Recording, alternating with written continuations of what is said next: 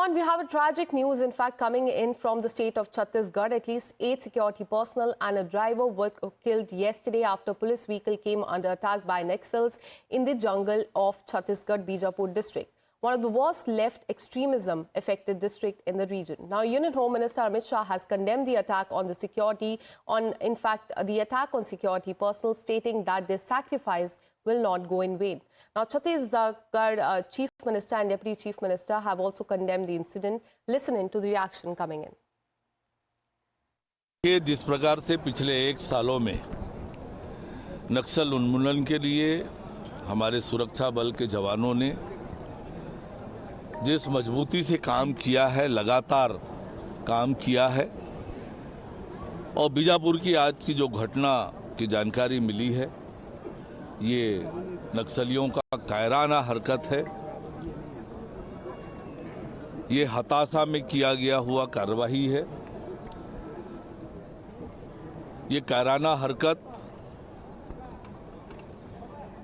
कि मैं निंदा करता हूं। सभी जो जवान शहीद हुए हैं उनको अपनी विनम्र श्रद्धांजलि अर्पित करता हूं। इनके खिलाफ बड़े ऑपरेशन चलते हैं, वो कायराना हरकत पे उतारू आते हैं और ब्लास्ट करके जवानों को करीब जो अभी तक की जानकारी आ रही है कि हमारे 10 जवान शहीद हुए हैं।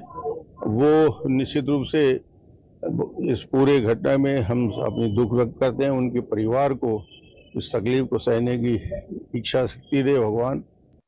Meanwhile, the opposition has taken this opportunity to question the central government over the national security. Targeting the centre, leader of opposition in Lok Sabha and Congress MP Rahul Gandhi stated that increase in killing of soldiers raises question about the government's ability to maintain national security.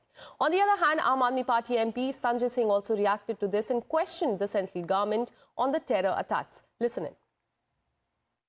बहुत ही शर्मनाक घटना है और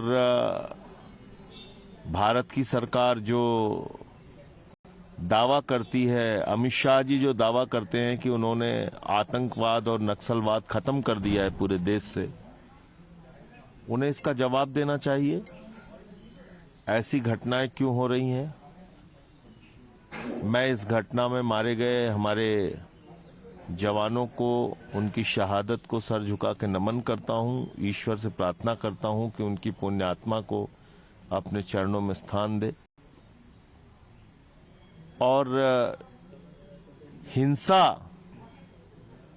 का कोई स्थान नहीं होना चाहिए।